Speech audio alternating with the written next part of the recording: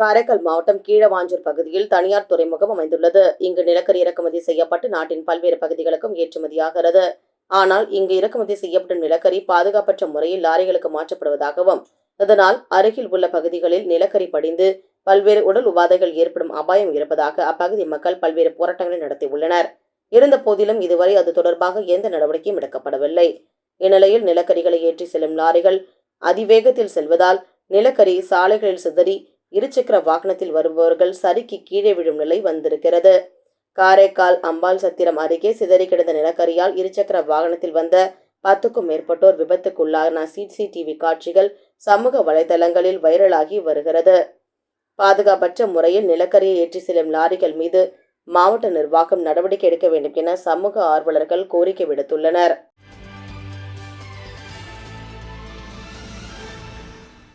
மாவட்ட போலீசார் பல்வேறு நடவடிக்கை எடுத்து வரும் நிலையில் காவல் கண்காணிப்பாளர் சுப்பிரமணியன் தலைமையில் காரைக்கால் நகர காவல் நிலைய ஆய்வாளர் புருஷோத்தமன் மற்றும் போலீசார் கஞ்சா வழக்கில் கைது செய்யப்பட்ட குற்றவாளியின் வீடுகளில் இரவு நேரத்தில் மோப்ப நாய்களுடன் தீவிர சோதனை செய்தனர்.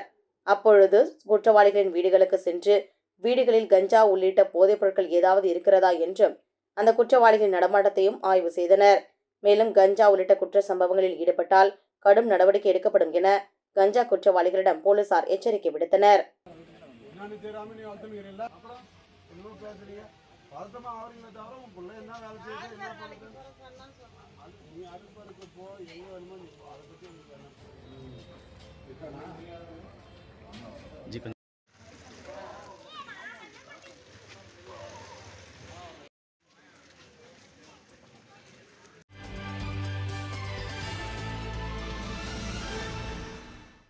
காரைக்கால் அம்பாள் சத்திரம் அருகே சிதறி கிடந்த நிலக்கரியால் இருசக்கர வாகனத்தில் வந்த 10க்கும் மேற்பட்டோர் விழுந்து விபத்துக்குள்ளான சிசிடிவி காட்சிகள் சமூக வலைதளங்களில் வைரலாகி காரைக்காலில் பரபரப்பை ஏற்படுத்தியது.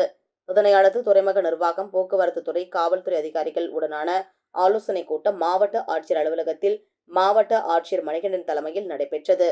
இதில் அளவுக்கு அதிகமான சுமை ஏற்றுதல், அதிவேகமாக செல்லுதல், முறையாக லாரியை மூடாமல் செல்லுதல் உள்ளிட்ட காரணங்களால் இதுபோன்ற விபத்துகள் ஏற்படுவதாகவும், இதனை உடனடியாக துறைமுக நிர்வாகம் சரி செய்யாவிட்டால் உரிய நடவடிக்கை எடுக்கப்படும் எனவும் மாவட்ட ஆட்சியர் துறைமுக நிர்வாகத்திற்கு எச்சரிக்கை விடுத்தார்.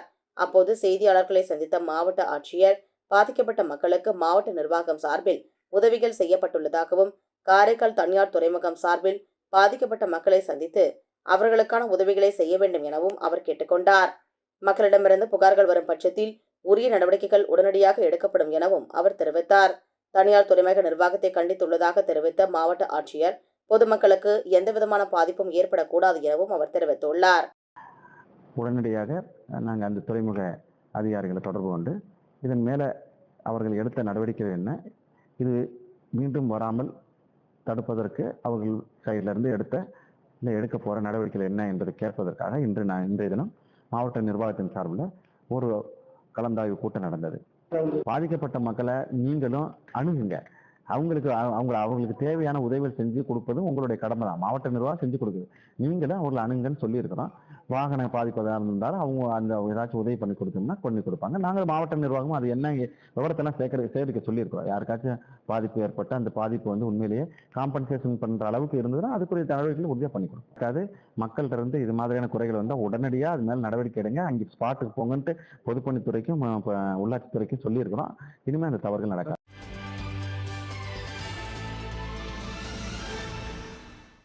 ஊசுடு சட்டமன்ற தொகுதிக்கு உட்பட்ட தொண்டமானத்தம் வெள்ளேரி கரையில் பாத்திர வியாபாரி ராதா என்பவரின் வீடு திடீரென தீப்பிடித்து எரிந்தது. கண்ணிமைக்கும் நேரத்தில் திடீரென நடந்த இந்த தீ விபத்தின் காரணமாக சுமார் 1.5 லட்சம் மதிப்பீட்டிலான பொருட்கள் எரிந்து சேதமடைந்துள்ளதாகவும், மேலும் வீட்டில் உள்ள மளிகை பொருட்கள், அரிசி, ஆடைகள் அனைத்தும் எரிந்துவிட்டதாகவும் வீட்டின் உரிமையாளர் தெரிவித்தார். இதனைத் தொடர்ந்து சம்பவ இடத்திற்கு அமைச்சர் சாய் ஜே சரவணன்குமார் நேரில் சென்று பார்வையிட்டு சேதமடைந்த பொருட்கள் குறித்து கேட்டறிந்தார். தொடர்ந்து அவர்களுக்கு உடனடி நிவாரணமாக உடுத்த உடை, போர்வை, பாய், காய்கறி, அரிசி, மளிகை பொருட்கள் உள்ளிட்ட தொகுப்புகளை வழங்கினார். தொடர்ந்து இழப்பீடு அரசு மூலம் பெற்றுத்தரப்படும் என்றும், இது குறித்து சம்பந்தப்பட்ட துறை சார்ந்த அதிகாரிகளிடம் பேசி நடவடிக்கை எடுப்பதாக உறுதியளித்தார்.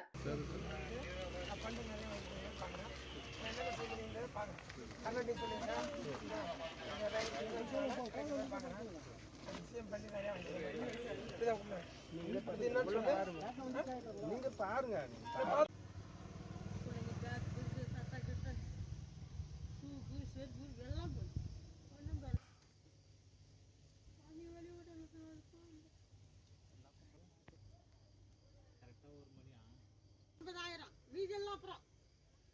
அது ஒரு வாரமா ரத்தம் போயிட்டே இருக்குது. அதனால நான் போறேன் சொல்லிட்டு முந்தானத்தான் கட்டணம் போய் 40,000 ரூபாய்க்கு சரக்கு எடுத்துட்டு வந்து ஒன்றும் ஜிம்மர்ல என்ன பண்ணாங்களே சீட்டில் பண்ணாங்க. இருக்க பொருள் பூரா 1.5 லட்சத்துக்கு மேலே இருக்கு ஐயா. எல்லாம் சேதாரம் ஆயிடுது ஐயா. கட்டின துணி கூட எடுக்கல ஐயா. கடவாடை போட்டு நான் அந்த வீட்டை கட்டினேன் ஐயா. வீடு ஒழுகுதுன்னு சொல்லிட்டு கடவாடை போட்டு கட்டினோம். இந்த வீட்டுக்கு நான் பேப்பர் வாங்கி போகிறது கூட நான் இல்லாமல் போட்டேன் ஐயா. கீத்தா போட்டு கட்டினேன். மேலே பேப்பர் கூட வாங்கி போட்டு கட்டல. சரி இந்த மழை காலம் வரத்துக்குள்ளே ஒரு பேப்பர் வாங்கி கட்டலன்னு சாப்பிட்றதுக்கு கூட வழி இல்லை. காலையிலேருந்து பட்டி கிடக்குறேன் ஐயா. நான் காலையிலேருந்து பட்டி கிடக்குறேன். எல்லாம் பட்டி கிடக்குறேன். இன்னமும் நான் சாப்பாடு செய்யலை. வழி இல்லை.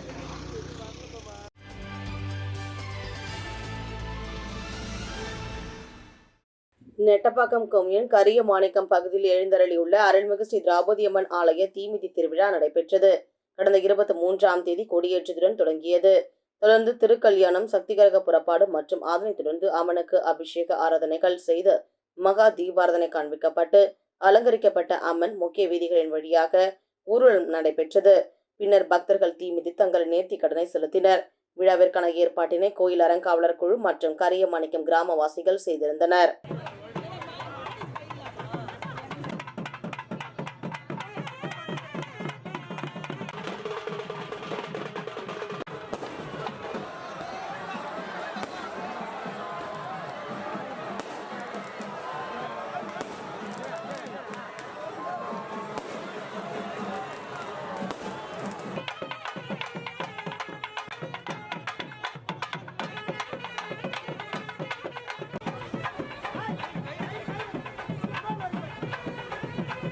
இதேபோல் திண்டிவனம் வட்டம் தனியல் கிராமம் அருள்மிகு அகிலாண்டேஸ்வரி அம்பிகா சமேத ஸ்ரீ கைலாசநாதர் கோவிலில் மாதாந்திர ருத்ர ஹோமத்தை முன்னிட்டு ஆலய வளாகத்தில் யாகசாலை அமைக்கப்பட்டு அதில் பல்வேறு வகையான திரவியங்கள், வாசனை பொருட்கள், பட்டு வஸ்திரங்கள், நவதானிய பொருட்கள், தேன், பன்னீர், பால், பழங்கள் உள்ளிட்டவை செலுத்தப்பட்டன. மூலவர் கைலாசநாதருக்கு பால், மஞ்சள், சந்தனம் உள்ளிட்ட பல்வேறு வகையான அபிஷேகங்கள் நடைபெற்றன. தொடர்ந்து வண்ண மலர்கள் கொண்டு அலங்கரிக்கப்பட்ட மூலவர்களுக்கு பஞ்சமுக தீபாராதனை, கற்பூர ஆரத்தி காண்பிக்கப்பட்டது. இதில் திரளான பக்தர்கள் கலந்து கொண்டு சுவாமி தரிசனம் செய்தனர்.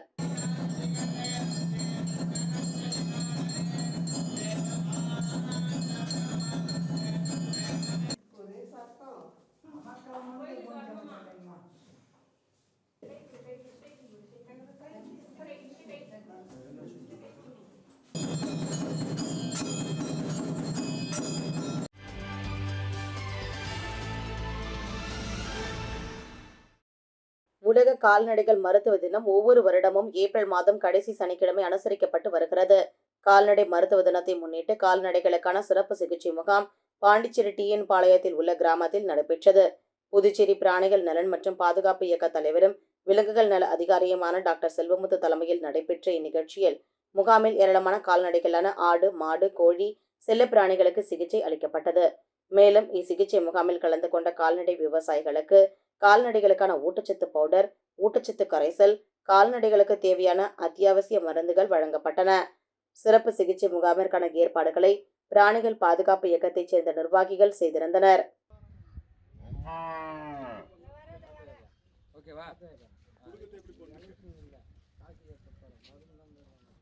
தீனி எடுக்க மருந்து, பால் குறைவா இருக்கிறது எல்லாமே பார்த்தீங்கன்னா இந்த கோடை வெப்பம் தான். இது என்னன்னா வெப்ப அழுத்தம்னு சொல்லுவாங்க, சன் ஸ்ட்ரோக்கு. இது வந்து இருக்க இன்னும் பல காலகட்டத்தில் நம்மளுடைய ஆய்வாளர் என்ன சொல்கிறாங்க, இன்னும் வெப்பம் அதிகமாகும் அப்படின்ற மாதிரி சொல்கிறாங்க. ஸோ அதனால் நம்ம என்ன பண்ணுறோம், கால்நடைகளை வந்து இந்த கோடை காலத்தில் நம்ம வந்து கோடை காலத்தில் வந்து நம்ம எப்படி வந்து நம்ம பராமரிக்கிறதுன்றத வந்து சில விஷயங்களை உங்களுக்கு சொல்லிடுறேன். அதாவது காலையில் வந்து நம்ம வந்து சம்மர் கோடை காலன்றதுனால சீக்கிரமாக நம்ம மாடுகளை வந்து மேய்ச்சலுக்கு அனுப்பிச்சி விட்டுறணும்.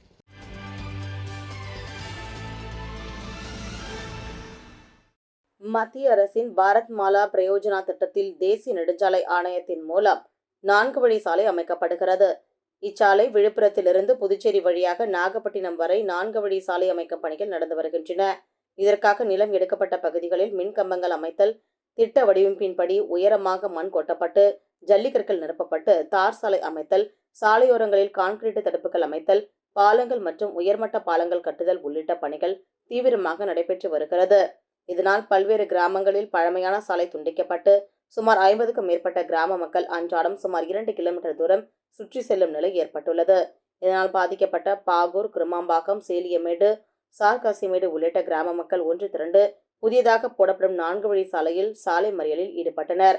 அதனை அடுத்து அங்கு வந்த முதன்மை செயல் அலுவலர் தீனதயாளன் மற்றும் சுப்பிரமணியன் ஆகியோர் பேச்சுவார்த்தை நடத்தினர்.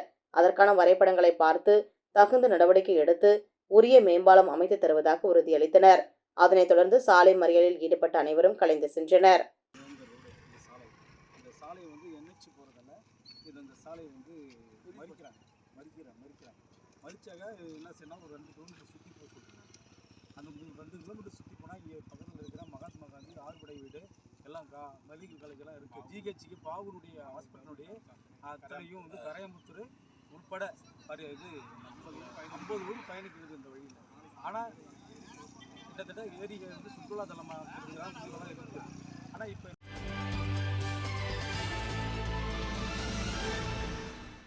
பெருமாள் கோவிலில் கும்பாபிஷேக விழா வெகு விமரிசையாக நடைபெற்றது. இதனையொட்டி காலை சுவாமிக்கு அனஞ்சை புண்ணியா வாகனமும், திருமஞ்சனமும், முதல் கால ஹோமம், பூர்ணாகூதி, சாற்று முறை, திருப்பள்ளி எழுச்சி, கோபூஜை ஆகியவை நடைபெற்றன. அதனைத் தொடர்ந்து யாத்ராதானம் நடைபெற்று கலசங்கள் புறப்பாடு நடைபெற்றது. அதனைத் தொடர்ந்து ஸ்ரீதேவி பூதேவி சமேத ஸ்ரீனிவாச பெருமாளுக்கு மகா கும்பாபிஷேக விழா நடைபெற்றது. தொடர்ந்து நேற்றிரவு சுவாமிக்கு திருக்கல்யாண வைபவ விழா நடைபெற்றது. இதில் சிறப்பு விருந்தினராக சட்டமன்ற உறுப்பினர் VP ராமலிங்கம் கலந்து கொண்டு சுவாமியை வழிபட்டார். தொடர்ந்து அவருக்கு பொன்னாடை போற்றி பூரண கும்ப மரியாதை அளிக்கப்பட்டது. தொடர்ந்து சுவாமிக்கு மகா தீபாராதனையும் காட்டப்பட்டது. இதில் திரளான பக்தர்கள் கலந்து கொண்டு சுவாமியை வழிபட்டனர். பின்னர் இத்திருக்கல்யாண விழாவில் கலந்து கொண்ட அனைவருக்கும் பிரசாதம் வழங்கப்பட்டது. மேலும் இந்நிகழ்ச்சியில் ராஜ்பவன் தொகுதியின் தேர்தல் பொறுப்பாளர் ஆனந்த கண்ணன், ராஜ்பவன் தொகுதியின் பாஜக தலைவர் நாகராஜன் உள்ளிட்ட நிர்வாகிகள் பலர் கலந்து கொண்டனர். இத்திருக்கல்யாண நிகழ்ச்சிக்கான ஏற்பாடுகளை குமார், சுந்தரி, செந்தில்குமார், பிரேமா, செல்வராஜ், கோமதி, ஹரிணி, ஸ்ரீ பத்மாவதி, காயத்ரி தேவி, கிருஷ்ணபிரியா மற்றும் அவரது குடும்பத்தினர்கள், உறவினர்கள் சிறப்பாக செய்திருந்தனர்.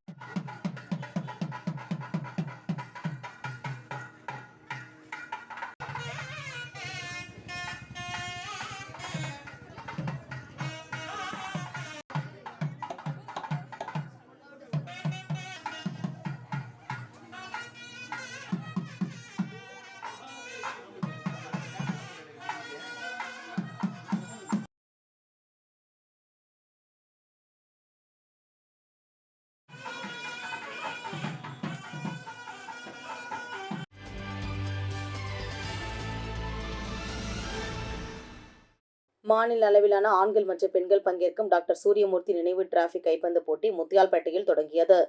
இந்த கைப்பந்து போட்டி 3 நாட்கள் நடைபெற உள்ளது.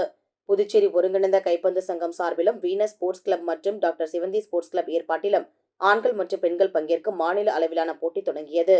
புதிய JPC மைதானத்தில் நடைபெறும் போட்டியில் ஆண்கள் பிரிவில் வெற்றி பெறும் வீரர்களுக்கு முதல் பரிசாக 20,000 ரூபாய் மற்றும் டிராபிக் கோப்பையும், 2ஆம் பரிசு பெறும் அணிக்கு 18,000 ரூபாய் மற்றும் டிராபிக் கோப்பையும், 3ஆம் பரிசு பெறும் அணிக்கு ரூபாய் 16,000 மற்றும் டிராபிக் கோப்பையும், 4வது பரிசு பெறும் அணிக்கு 14,000 ரூபாய் மற்றும் டிராபிக் கோப்பையும் வழங்கப்பட உள்ளது. இதேபோல் பெண்கள் கைப்பந்து போட்டியில் முதல் பரிசாக ரூபாய் 8,000, 2ஆம் பரிசாக 6,000 ரூபாயும், 3ஆம் பரிசாக 5,000 ரூபாயும், 4ஆம் பரிசாக 4,000 ரூபாயும் மற்றும் டிராபிக் கோப்பையும் வழங்கப்பட உள்ளது. இதற்கான ஏற்பாடுகளை பாண்டிச்சேரி ஒருங்கிணைந்த கைப்பந்து சங்கத்தின் தலைவர்கள் சௌரிராஜன், சுந்தரராகு, செயலாளர்கள் முருகன், சுந்தர்ராஜன், கார்த்திக், குமார் ஆகியோர் செய்து வருகின்றனர்.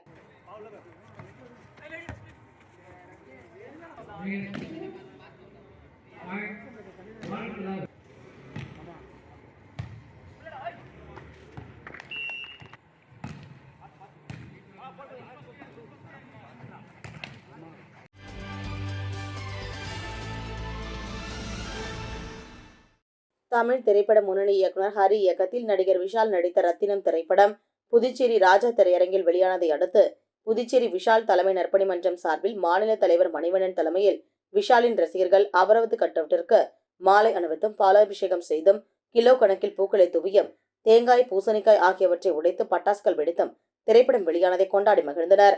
மேலும் திரைப்படத்திற்கு வருகை தந்த விஷால் ரசிகர்கள் மட்டுமின்றி பொதுமக்கள் அனைவருக்கும் இனிப்புகளை வழங்கி மகிழ்ச்சியை வெளிப்படுத்தினர். இதில் நூற்றுக்கணக்கான விஷால் ரசிகர் மன்ற நிர்வாகிகள் கலந்து கொண்டனர்.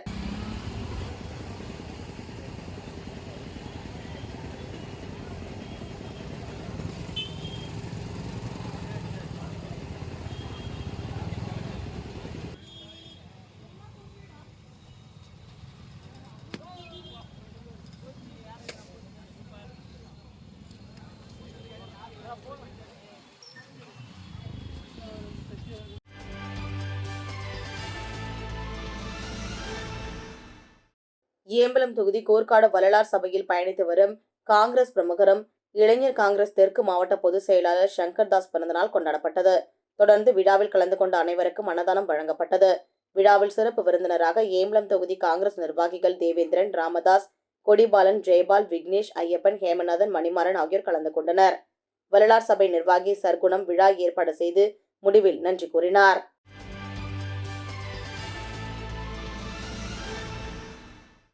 திண்டிவனம் மற்றும் அதனை சுற்றியுள்ள பகுதியில் கோடை வெயிலின் காரணமாக பொதுமக்கள் நலன் கருதி அதிமுக சார்பில் பல்வேறு பகுதிகளில் தண்ணீர் பந்தல் திறக்கப்பட்டு வருகின்றது. இதன் ஒரு பகுதியாக திண்டிவனம் அடுத்த தீவனூரில் உள்ள பேருந்து நிறுத்தம் அருகில் அதிமுக ஒன்றிய செயலாளர் புலியனூர் விஜயன் தலைமையில் தண்ணீர் பந்தல் திறப்பு விழா நடைபெற்றது.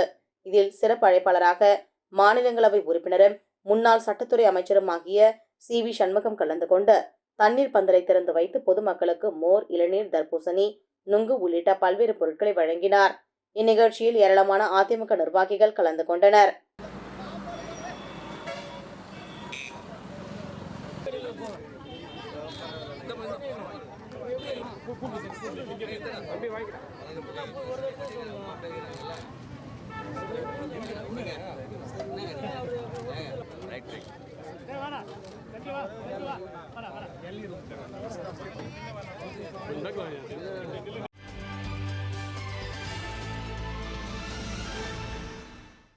வானூர் வட்டம் கிளியனூர் அருள்மிகு ஸ்ரீ திரௌபதி அம்மன் ஆலய அக்னி வசந்த விழா கொடியேற்றத்துடன் துவங்கியது. இதில் 3ஆம் நாள் திரௌபதி அம்மன் திருக்கல்யாணத்தை முன்னிட்டு அர்ஜுனா மகாராஜா மற்றும் திரௌபதி அம்மன் மணமக்களாக அலங்கரிக்கப்பட்டு சீர்வரிசை மற்றும் தாம்பூல பொருட்கள் பக்தர்களால் ஊர்வலமாக கோயிலுக்கு கொண்டு வரப்பட்டன. தொடர்ந்து முகூர்த்த கால் நடும் வைபவம், கலச பூஜையும், காப்பு கட்டும் வைபவமும், பூநூல் அணிவிக்கும் நிகழ்ச்சியும் நடைபெற்றது. அதைத் தொடர்ந்து மாலை மாற்றும் வைபவம் நடைபெற்றது. மணக்கோலத்தில் காட்சியளித்த தெய்வங்களுக்கு பஞ்சமுக தீபாராதனை, கற்பூர ஆரத்தி காண்பிக்கப்பட்டது. இதில் திரளான பக்தர்கள் கலந்து கொண்டு அம்மன் அருள் பெற்றனர். மேலும் 3000 பேருக்கு அன்னதானம் வழங்கப்பட்டது.